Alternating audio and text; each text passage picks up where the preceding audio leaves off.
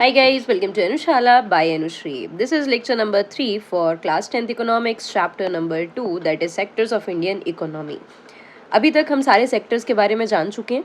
ठीक है, फिर हमने देखा कि एम्प्लॉयमेंट के टर्म्स में कौन सा सेक्टर अभी ज़्यादा एम्प्लॉयमेंट लोगों को दे पा रहा है. ठीक है, और जीएनपी या जीडीपी जो है वो किस तरीके से हम कैलकुलेट करते हैं. नाउ लास्ट लेक्चर में हमने देखा था कि अभी भी जो प्राइमरी सेक्टर है वो सबसे ज़्यादा एम्प्लॉयमेंट दे रहा है लोगों को. ठीक है, और ये डेटा कब का था हमारे पास? अराउंड 2017-18 के आसपास का. ठीक है, चलो we have to start from this paragraph. Why didn't a similar shift out of the primary sector happen in case of employment? It is because not enough jobs were created in the secondary and territory sector. Secondary और tertiary sector में और भी ज़्यादा, अगर मैंने इसको territory पढ़ दिया तो सॉरी, इट्स टर्शरी. ठीक है, तो यहाँ पर और ज़्यादा जॉब अपॉर्चुनिटीज़ जो है वो क्रिएट हो सकती थी लेकिन नहीं हो पाई. इवन दो इंडस्ट्रियल आउटपुट और the production of goods went up by more than 9 times during the period. Production ज़रूर बढ़ा लेकिन एम्प्लॉयमेंट ज़्यादा इंक्रीज नहीं हो पाई. Employment in the industry went up by around 3 times. Production 9 times बढ़ गया लेकिन एम्प्लॉयमेंट सिर्फ 3 times बढ़ी. इट मीन्स कि अगर आप जीडीपी कैलकुलेट करेंगे तो मैन्युफैक्चरिंग सेक्टर ज़्यादा प्रोडक्ट दे रहा है. ठीक है, ज़्यादा वैल्यू दे रहा है लेकिन एम्प्लॉयमेंट नहीं दे पा रहा. गेटिंग? क्या कारण है देखेंगे. The same applies to the tertiary sector as well. While production in the service sector rose by 14 times, employment in the service sector rose around 5 times. जहाँ पर प्रोडक्शन सर्विस सेक्टर में यानी टर्शरी सेक्टर में 14 times increase होता है but employment बढ़ती है सिर्फ 5 टाइम्स. मतलब एम्प्लॉयमेंट और प्रोडक्शन में काफ़ी बड़ा डिफरेंस जो है यहाँ पर जनरेट होते चले जा रहा है. As a result more than half of the workers in the country are working in the primary sector, mainly in agriculture. क्यों? क्योंकि यहाँ पर जो जॉब्स हैं, ठीक है, वो पर्टिकुलर बहुत ज़्यादा स्किल नहीं मांगती हैं प्राइमरी सेक्टर में. एक कारण ये भी है और दूसरा कारण ये भी है कि बहुत सारे लोगों की खुद की ज़मीन या खुद की प्रॉपर्टी होती है जिस पर वो एम्प्लॉयड होते हैं, है ना, तो दूसरी जगह पर काम नहीं करते. इसके कारण जनरेट होती है एक प्रॉब्लम जिसका नाम है डिसगाइज्ड अनएम्प्लॉयमेंट. इसको समझेंगे. ठीक है, producing only about 1/6 of GDP. In contrast to this, the secondary and tertiary sector produce the rest of the product produced, whereas they employ less than about half of the people. Agriculture जहाँ पर या primary sector जहाँ पर सिर्फ 1/6 produce कर पा रहा है टोटल जीडीपी का, है ना, वहाँ वो 50% लोगों को क्या दे रहा है? एम्प्लॉयमेंट दे रहा है. ठीक है, बट वहीं पर अगर हम देखते हैं कि बाकी के जो लोग हैं जो सेकेंडरी और टर्शरी सेक्टर में, ये बाकी पूरा जो 5/6 जो है, ठीक है, इकोनॉमी का ये प्रोड्यूस कर रहे हैं लेकिन एम्प्लॉयमेंट आधे से भी कम लोगों के पास मिलती है टर्शरी और सेकेंडरी सेक्टर में. Does this mean that workers in agriculture are not producing as much as they could? क्या एग्रीकल्चर में वर्कर्स जितना प्रोड्यूस कर सकते हैं उससे ज़्यादा प्रोड्यूस नहीं कर पा रहे हैं? ज़रूरी नहीं है. ठीक है, क्यों ज़रूरी नहीं है? क्योंकि ज़मीन तो उतनी ही है ना भाई, और ज़मीन धीरे धीरे करके कम ही होते जा रही है. Why? Because of the increase population. जैसे जैसे पॉपुलेशन बन रही है लोगों को सेटलमेंट के लिए भी तो जगह चाहिए. ठीक है, what it means that there are more people in agriculture than is necessary. So even if you move a few people out, production will not be affected. In other words, workers in agricultural sector are underemployed. ठीक है, मतलब कि agricultural sector से अगर हम कुछ लोगों को बाहर निकाल के किसी दूसरी जगह पर जॉब दे दें तो ये एग्रीकल्चर का प्रोडक्शन जो है वो हैम्पर नहीं होगा, या यहाँ पर एग्रीकल्चर का प्रोडक्शन कम नहीं होगा. क्यों? क्योंकि यहाँ पर चल रही है कौन सी समस्या? अंडर एम्प्लॉयमेंट वाली.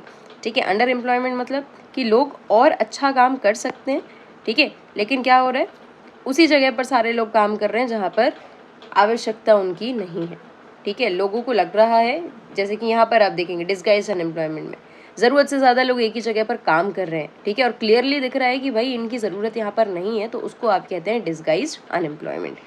ठीक है, for instance, take the case of a small farmer, Lakshmi, owning about 2 hectares of unirrigated land, dependent only on rain and growing crops like jowar and arhar.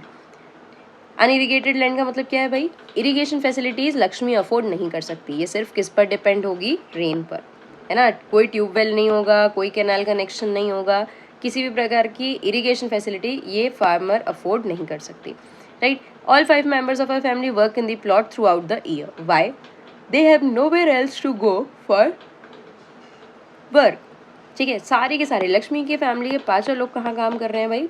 इसी एक खेत पर काम कर रहे हैं। क्यों? क्योंकि ये कहीं और जाके काम नहीं कर सकते। You will see that everyone is working, none remains idle. But in actual fact, their labor effort gets divided. Each one is doing some work, but no one is fully employed.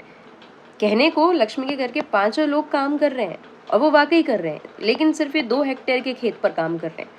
ठीक है, अगर मतलब कहने को 5 लोग इस पे काम कर रहे हैं, लेकिन 5 लोग पूरी तरीके से काम नहीं कर रहे हैं, है ना। कोई भी एक व्यक्ति अपने पूरे एफर्ट्स नहीं डाल रहा। क्यों? क्योंकि काम कम है और लोग ज़्यादा हैं, तो काम डिवाइड हो जाता है। वहीं पर अगर मान लो कि सिर्फ 3 लोग इसको इरिगेट कर रहे हैं और 2 लोग यहाँ से निकल के किसी दूसरे फील्ड पर काम करते हैं जहाँ से एक्स्ट्रा इनकम जनरेट करते हैं, तो डेफिनेटली इससे लक्ष्मी की फैमिली की इनकम भी इंक्रीज होगी और इनका जो खुद का प्लॉट है 2 हेक्टेयर वाला, उसके इरिगेशन मतलब उसके कल्टिवेशन में भी कोई फर्क नहीं पड़ेगा। ठीक है, this is the situation of under employment, where people are apparently working but all of them are made to work less than their potential. Under employment की एक छोटी सी डेफिनेशन आपको यहाँ से मिल सकती है। ठीक है, जहाँ पर हमें लग रहा है कि सारे लोग काम कर रहे हैं, लेकिन कोई भी व्यक्ति अपनी पोटेंशियल के बराबर काम नहीं कर रहा। जितना वो कर सकता है उतना काम नहीं कर रहा, उससे कम ही काम कर रहा है। क्यों? क्योंकि काम करने वाले लोगों की संख्या ज़्यादा है। ठीक है, और काम जो है वो कंपैरेटिवली कम है। Right, this kind of underemployment is hidden in contrast to someone who does not have a job and is clearly visible as unemployed, है ना। Hence it is also called disguised unemployment. Disguised unemployment और underemployment around लगभग same ही चीज़ें हैं, है ना। एक ही concept के 2 नाम हैं, जहाँ पर हमें लग रहा है कि लोग काम कर रहे हैं लेकिन actually they are not working. ठीक है, उनकी पोटेंशियल जितनी है उससे कहीं ज़्यादा कम काम वो कर रहे हैं। राइट, तो इसको कहते हैं डिस्गाइज्ड अनएम्प्लॉयमेंट। डिस्गाइज्ड अनएम्प्लॉयमेंट का एक एग्जांपल और ये है कि भाई जहाँ पर एक खेत को 10 लोग मिलके कल्टीवेट कर रहे हैं, लेकिन ज़रूरत असल में सिर्फ 5 की है। ये 10 लोग जो काम करते हैं, मान के चलो कि ये दिन के 5 घंटे अगर काम करते हैं, है ना, तो जब हम सिर्फ 5 लोगों से काम करवाएंगे तो हो सकता है कि हम इनके आवर्स को इंक्रीज कर दें, है ना। लेकिन ये जो 5 लोग यहाँ से निकाले जाएंगे, 10 में से जो 5 लोग यहाँ से निकाले जाएंगे, definitely they will be working somewhere else और उनकी इनकम वहाँ से अर्न होगी। ठीक है, now supposing a landlord Sukhram comes and hires 1 of 2 members of the family to work on his land. तो लक्ष्मी की फैमिली के 2 लोग जो हैं वो कहीं और जाकर किसी दूसरे फार्मर के फार्म पर जाके काम कर रहे हैं। तो Lakshmi family is now able to earn some extra income through the wages. Since you do not need 5 people to look after that small plot, 2 people moving out does not affect production on their farm. In the above example, 2 people may move to work in a factory.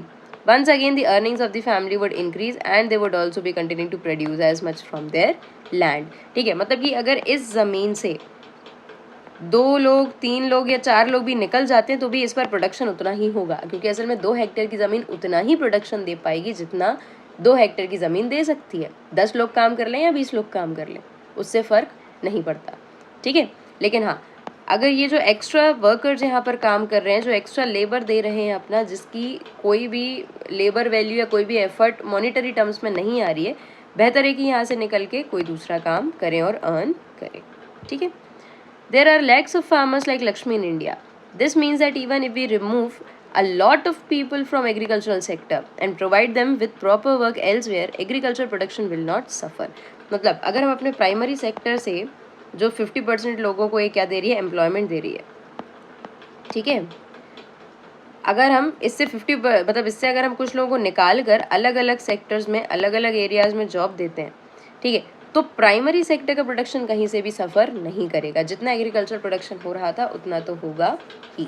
ठीक है, और जबकि country की जो GDP है और income जो है वो ज़्यादा समझ में आएगी। क्यों? क्योंकि अब लोग अपने अपने पोटेंशियल के अकॉर्डिंग काम कर रहे हैं। This under employment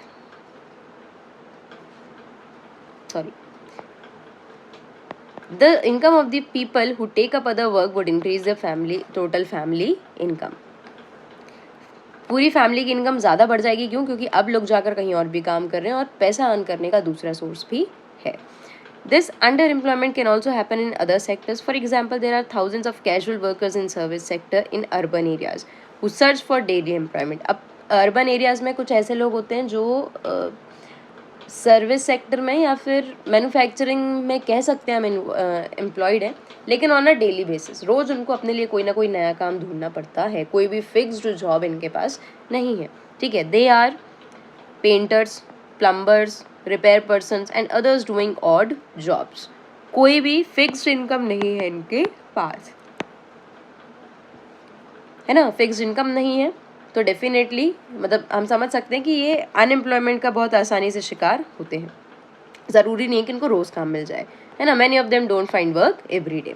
similarly we see other people of the service sector on the street pushing a cart or selling something where they may spend the whole day but earn very little। हो सकता है कि आपको लगे कि भाई एक auto चलाने वाला व्यक्ति सारा दिन तो घूम रहा है ऑटो लेके, है ना, बट वो कमा कितना पा रहा है, ठीक है। तो मतलब पूरा दिन काम करने के बाद, पूरा दिन लेबर देने के बाद भी अर्निंग कितनी हो रही है। अल्टीमेटली तो अर्निंग करने के लिए ही हम सारे लोग काम कर रहे हैं ना, तो अर्निंग कितनी हो रही है किसी भी काम को करने के बाद, वो ज़्यादा ज़रूरी है। और एम्प्लॉयमेंट वहीं पर ज़्यादा बेटर है, वहीं पर अच्छी है जहाँ पर आपके पास एक अर्निंग फिक्स्ड हो, ठीक है, वर्किंग कंडीशंस अच्छी हो और आपके पास जॉब सिक्योरिटी हो। आगे देखेंगे ऑर्गेनाइज और अनऑर्गेनाइज सेक्टर, तो आपको ज़्यादा अच्छे से समझ आएगा, ठीक है। They are doing this because they do not have better opportunities, right. चलो, तो भाई हम क्या कर सकते हैं और अपॉर्चुनिटी क्रिएट करने के लिए, या क्या ऐसे ऑप्शंस हैं, क्या ऐसे तरीके हैं जिनके थ्रू एम्प्लॉयमेंट और क्रिएट की जा सकती है, ठीक है, और ज़्यादा हम अपॉर्चुनिटी क्रिएट कर सकते हैं ताकि लोग अर्न कर सकें और एक बेटर स्टैंडर्ड ऑफ लिविंग को अफोर्ड कर सकें।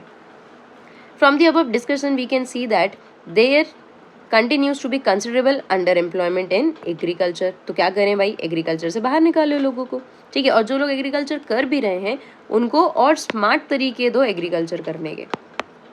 बात समझ आई, ताकि प्रोडक्शन भी इंक्रीज हो सके और नंबर ऑफ लेबर्स जो है वो भी कम लगे, और वो जो नंबर ऑफ लेबर्स हम कम लगाएंगे एग्रीकल्चर में उनको हम कहीं और एम्प्लॉयमेंट देंगे, right. There are also people who are not employed at all. In what ways can one increase employment for people, let us look at some of them. एक छोटी सी चीज़ और जो हमने पिछले लेक्चर में देखा था, अनएम्प्लॉयमेंट, है ना, इसका मतलब आपको समझाना था। देखो, अनएम्प्लॉयमेंट मतलब बेरोजगारी। हमें लगता है कि जो भी व्यक्ति काम नहीं कर रहा है वो बेरोजगार है, नो। असल में अनएम्प्लॉयड हम उस व्यक्ति को कहते हैं जिसके पास काम करने के लिए स्किल भी हो, काम करना आता भी हो, प्लस विल भी हो, वो चाहता भी हो काम करना, लेकिन फिर भी उसको काम नहीं मिल रहा है, ठीक है, फिर भी उसको कोई भी अपॉर्चुनिटी, कोई भी जॉब नहीं मिल रही है, तब हम ऐसे व्यक्ति को कहते हैं अनएम्प्लॉयड, ठीक है। मतलब उसको काम करना भी है, आता भी है, लेकिन काम नहीं मिल रहा, तब वो बेरोजगार है, ठीक है। मान लो कि मेरे पास स्किल है, मेरे को काम करना आता है, लेकिन मेरी विल नहीं है, इच्छा ही नहीं है मेरी काम करने की, नहीं करना मुझे काम, ठीक है, तो आप मेरे को अनएम्प्लॉयड नहीं कह सकते, ठीक है। हो सकता है कि एक छोटा बच्चा जो 5 साल का है, ठीक है, 5 साल का एक छोटा बच्चा है, आप उससे ये तो नहीं कहोगे कि बाहर जाके कमा के लाओ पैसा, क्यों नहीं कह रहे हो आप, क्योंकि अभी ना तो उसके पास स्किल है और ना ही उसकी विल है काम करने की, तो ऐसे व्यक्ति को अनएम्प्लॉयड नहीं कहेंगे आप, ठीक है। तो अनएम्प्लॉयड कहने के लिए भाई सामने वाले व्यक्ति के पास स्किल भी होनी चाहिए और काम करने की विल भी होनी चाहिए, लेकिन तब नहीं मिलती है नौकरी, तो कहते हैं अनएम्प्लॉयड। चलो, take the case of Lakshmi with a 2-hectare plot of unirrigated land. The government can spend some money or banks can provide a loan to construct a well for her family to irrigate the land.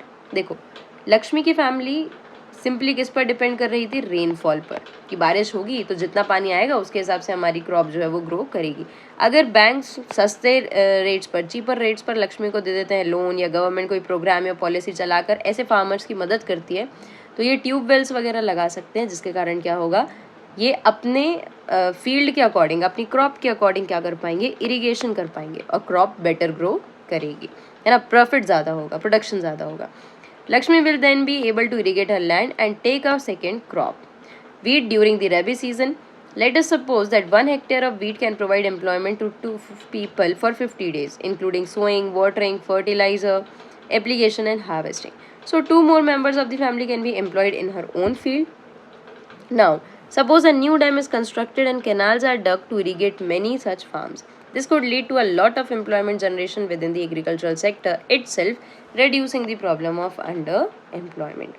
तो government के जो initiatives होते हैं, ठीक है, या government के जो पॉलिसी और प्रोग्राम्स होते हैं, इन सब में मतलब जब इनका कंस्ट्रक्शन किया जाता है, जब इनको बनाया जाता है, फॉर्म किया जाता है, तो अपने आप उस फॉर्मेशन में ही, जैसे डैम्स बना रहे हैं हम, ठीक है, या टावर्स लगा रहे हैं, या बहुत सारे ऐसे काम कर रहे हैं जिसमें एम्प्लॉयमेंट जनरेशन काफ़ी ज़्यादा इंक्रीज होता है, right.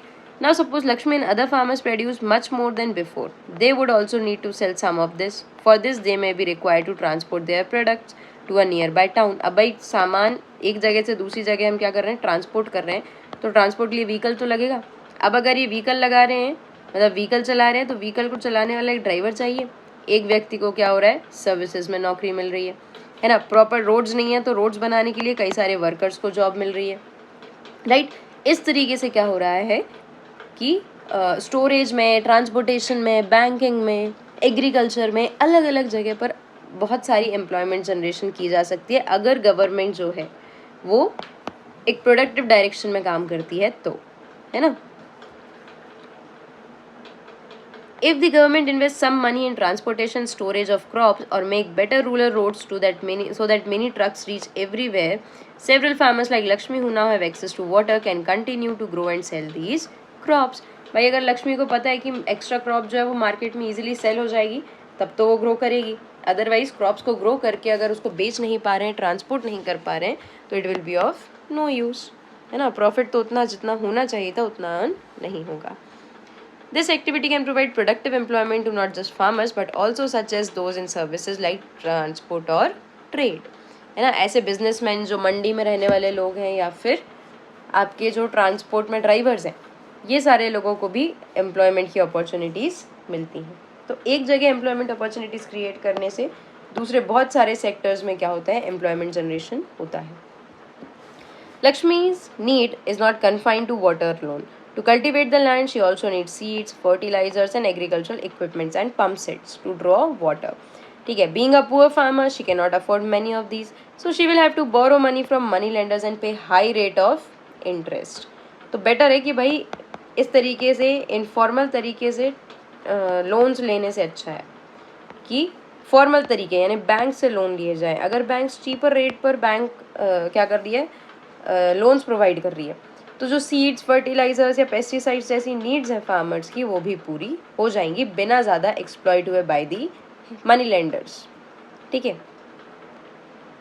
If the local bank gives her credit at the reasonable rate of interest, she will be able to buy all these in time and cultivate her land. This means that along with water, we also need to provide cheap agricultural credit. Credit मतलब यहाँ पर किसकी बात कर रहे हैं हम, money जो किस लिए जा रहे हैं, ताकि ये लोग उससे ज़रूरत का सामान खरीद कर अपना सारी एक्टिविटीज़ को फुलफिल कर सकें, right. We will look at some of these in the chapter 3 money and credit. Money and credit में थोड़ा और डिटेल में मनी क्या होता है, क्रेडिट क्या होता है, कैसे लोन मिलता है, ये सब कुछ देखेंगे, right. Another way by which we can tackle this problem is to identify, promote and locate industries and services in semi-rural areas. Semi-rural मतलब गांव वाला इलाका तो है, ग्रामीण इलाका तो है, लेकिन सेमी ऐसा नहीं है कि शहर से बहुत ही ज़्यादा अलग है. कुछ कुछ शहर का इन्फ्लुएंस वहाँ भी है in terms of facilities, in terms of transportation or roads or hospitals, right, where a large number of people may be employed. For instance, suppose many farmer decide to grow arhar and chickpea. ठीक है, ये क्या है, pulse crops है दोनों. Chickpea किसको कहते हैं, जो चना होता है जिसको आप बोलते हैं. Setting up a dal mill to procure and process these and sell in the cities is one such example. अब दाल मिल जैसी फैसिलिटीज़ जो है यहाँ पर क्रिएट की जा सकती हैं, ये भी क्या करेंगी, एम्प्लॉयमेंट को क्रिएट करेंगे. Setting up a dal mill will procure and process these and sell in the cities in one such example. Opening a cold storage. Cold storage क्या होता है भाई, एक प्रकार का ऐसा इंफ्रास्ट्रक्चर जहाँ पर चीज़ों को रखा जा सकता है जिनको कोल्ड टेम्परेचर यानी कम टेम्परेचर में रखे जाने की बहुत ज़्यादा ज़रूरत है ना. कोल्ड स्टोरेज क्यों बनते हैं, चीज़ों को सड़ने से बचाने के लिए. जो पेरिशेबल फूड आइटम्स हैं उनको बचाने के लिए कोल्ड स्टोरेज में रखा जाता है और एक जगह से दूसरी जगह उनको ट्रांसपोर्ट किया जाता है. ठीक है. Give an opportunity to farmers to store their product like potatoes and onions and sell them when the price is good. In villages near forest areas we can start honey collection centers. Honey collection centers क्या है भाई, हनी बीज जो होते हैं जब वो अपना पूरा बीहाइव बनाती हैं तो उसमें क्या कलेक्ट होता है, हनी। ठीक है, तो ये हनी का कल्टीवेशन भी एक तरीके से एम्प्लॉयमेंट अपॉर्चुनिटीज देता है, right. Whereas farmer can come and sell wild honey. It is also possible to set up industries that process vegetables and agricultural produce like potato, sweet potato, rice, wheat, tomato. ये सारी चीज़ों को क्या कर रहा है, ये जो रॉ मटेरियल्स हैं, फ्रूट्स हैं या वेजिटेबल्स हैं, इंडस्ट्रीज इनको क्या कर सकती हैं, प्रोसेस करके प्रोसेस्ड फूड बना सकती हैं। ठीक है, प्रोसेस्ड फूड्स क्या है, जैसे कि चिप्स है या सॉसेस जो होते हैं, ये सारी चीज़ें क्या हैं, प्रोसेस्ड फूड है, इनको बहुत ज़्यादा प्रोसेस किया गया है इन द इंडस्ट्रीज, राइट। तो इस तरीके की चीज़ें भी कहाँ बनाई जा सकती हैं, छोटी छोटी फैक्ट्रीज में, छोटी छोटी इंडस्ट्रीज में बनाई जा सकती हैं। This will provide employment in industries located in semi rural areas and not necessarily in large urban centres. तो अर्बन और रूरल एरियाज़ का फ़र्क यहाँ पर थोड़ा सा कम हो जाता है अगर गवर्नमेंट अपना काम ठीक से करेगी तो, है ना, और हर जगह पर एम्प्लॉयमेंट प्रोवाइड कराने की कोशिश करेगी तो, राइट। चलो, do you know that in India about 60% of population belongs to the age group of 5 to 29 years. 5 to 29 वो पीरियड, देखो 5 to 29 तो काफ़ी, जिसको हम कहेंगे छोटा है। आपका जो 15 ईयर्स से अबव माना जाता है, इसको हम वर्किंग एज में कैलकुलेट करने लग जाते हैं, 15 to 59। ठीक है, लेकिन यहाँ पर जो 5 to 29 ईयर्स हमको बता रहा है बेसिकली, यहाँ पर सिर्फ इसके 51% लोग जो है वो एजुकेशन इंस्टीट्यूशन से जा रहे हैं, अब चाहे वो स्कूल हो, कॉलेजेस हों या यूनिवर्सिटीज़ हों। The rest and particularly those aged less than 18 may be at home और many of them may be working as child labourers. बहुत सारे लोग स्कूल नहीं जा पा रहे हैं, बहुत सारे लोगों को एजुकेशन नहीं मिल पा रही है, and they are also force to work as child labours. Why? Because of the poor financial condition in their families. If these children are to attend school, we will require more buildings. अगर ये बच्चे school जा रहे हैं, ठीक है, या जो कॉलेजेस हैं या यूनिवर्सिटीज़ वहाँ जा रहे हैं, जो 51% लोग हैं, तो हमें इनके लिए और ज़्यादा स्कूल्स, यूनिवर्सिटीज़ और कॉलेजेस क्रिएट करने पड़ेंगे, बनाने पड़ेंगे, कंस्ट्रक्ट करना पड़ेगा। ठीक है, अब स्कूल कॉलेजेस बनाने से काम बस नहीं बनेगा, वहाँ पर हमें टेबल, बेंचेस और बाकी फैसिलिटीज़ रखनी पड़ेंगी, तो इनको बनाने वाले लोगों को काम मिलेगा, है ना। इसके साथ और क्या होगा, टीचर्स यहाँ पर रखे जाएंगे तो टीचर्स को काम मिलेगा, ह्यूमन रिसोर्स को काम मिलेगा। तो इस तरीके से जब भी इंफ्रास्ट्रक्चर नया नया क्रिएट होता है ना, नए नए इंस्टीट्यूशंस बनते हैं, तो एम्प्लॉयमेंट अपॉर्चुनिटीज़ यहाँ पर बढ़ जाती है। अ study conducted by the erstwhile planning commission, सबसे पहले प्लानिंग कमीशन था, ठीक है, जो 5 ईयर प्लान्स बनाता था, ठीक है, पंचवर्षीय योजना, 5 साल के लिए एक योजना बना कर देता था। इसी प्लानिंग कमीशन को मोदी गवर्नमेंट ने क्या कर दिया, नाम नीति आयोग। ठीक है, ये काम उसी की तरह करता है, प्लानिंग कमीशन की तरह ही काम करता है, लेकिन नाम उसका चेंज किया है और कुछ कुछ उसके अंदर जो स्ट्रक्चर था उसको भी चेंज किया गया है। Now known as NITI Aayog estimates that nearly 20 lakh jobs can be created in the education sector alone. ठीक है, नीति आयोग ने ये एक प्रकार से एस्टिमेट लगाया है कि अराउंड 20 लाख जॉब्स तो सिर्फ हम एजुकेशन सेक्टर में निकाल सकते हैं। कैसे निकाल सकते हैं, अभी मैंने आपको बताया, ठीक है, education and its related sector. Similarly if we are to improve health situation we need many more doctors, nurses, health workers. तो अगर हम और ज़्यादा हॉस्पिटल्स और ज़्यादा क्लिनिक्स बना रहे हैं तो इन सारे लोगों को भी तो जॉब मिलेगी।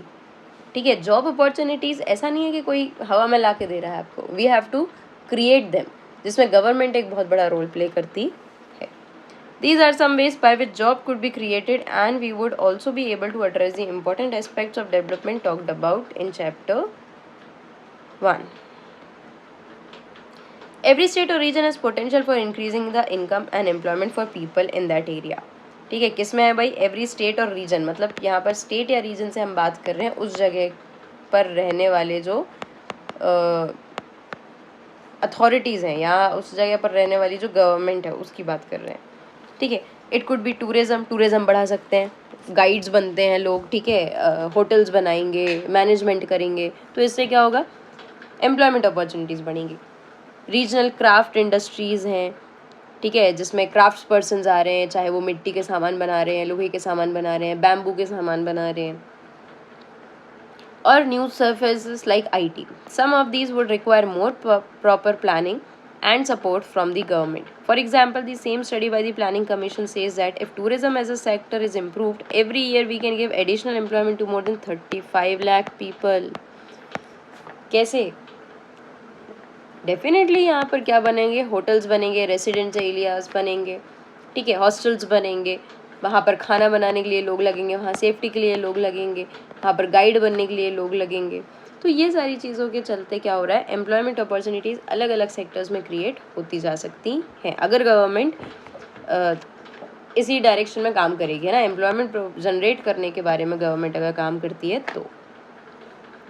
We must realize that some of the suggestions discussed above would take a long time to implement. Definitely, it is not a short-term goal, right?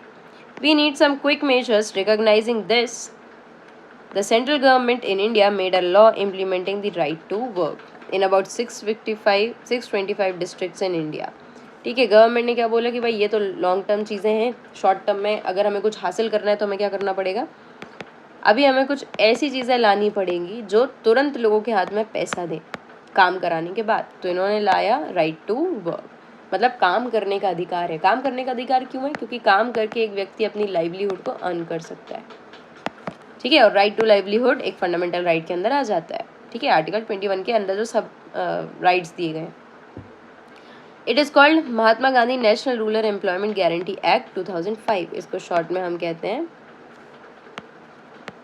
MG NREGA, ठीक है. कब आई, 2005 में, ठीक है. नरेगा के अंदर क्या हुआ, एम इसको साइलेंट मानते हैं हम generally. All those who are able to and are in need of work in rural areas are guaranteed 100 days. जिन लोगों को काम करना है, जिनको ज़रूरत है, उनको क्या बोला गया कि भाई 100 डे की जो आपको एम्प्लॉयमेंट है, काम जो है वो हम आपको 100 days का ज़रूर से देंगे और इसके बदले का आपको हम पैसा भी देंगे, मिनिमम 100 days, ठीक है. लेकिन अगर मान लो गवर्नमेंट काम नहीं दे पाई तो गवर्नमेंट तो भी 100 डेज का पैसा जो है वो इन लोगों को पे करेगी, ठीक है. लेकिन जनरली गवर्नमेंट काम कराती है, right. If the government fails in its duty to provide employment, it will give unemployment allowances to the people. The type of work that would in future help to increase a production from land will be given preference under the act. और इस act को क्या किया गया, ऐसा नहीं कि stiff बना दिया है या एक बार में जो हो गया वो ख़त्म, ठीक है, दोबारा चेंज नहीं हो सकता. इसको चेंजेबल बनाया गया है कि over the period of time जैसे जैसी ज़रूरत अलग अलग सेक्टर्स में पड़ेगी इसको चेंज किया जा सकता है, राइट. चलो, so this was all about कि हम किस तरीके से और एम्प्लॉयमेंट अपॉर्चुनिटीज़ को क्रिएट कर सकते हैं.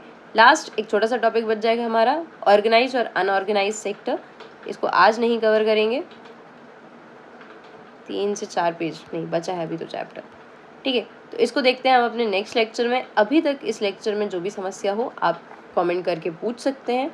आपने अगर पिछले 2 लेक्चर्स, लेक्चर नंबर 1 और 2 इस चैप्टर के नहीं देखे हैं तो प्लीज़ पहले उनको देखें और उसके बाद इसको देखें, है ना, क्योंकि एक सीरीज़ में आप देखेंगे तो आपको चैप्टर की सारी जो डिटेल्स हैं वो अच्छे से समझ में आएंगी. Fine. So I hope you like the lecture. Don't forget to like, comment, share and subscribe. Thank you so much. Keep watching. Stay tuned for the next lecture.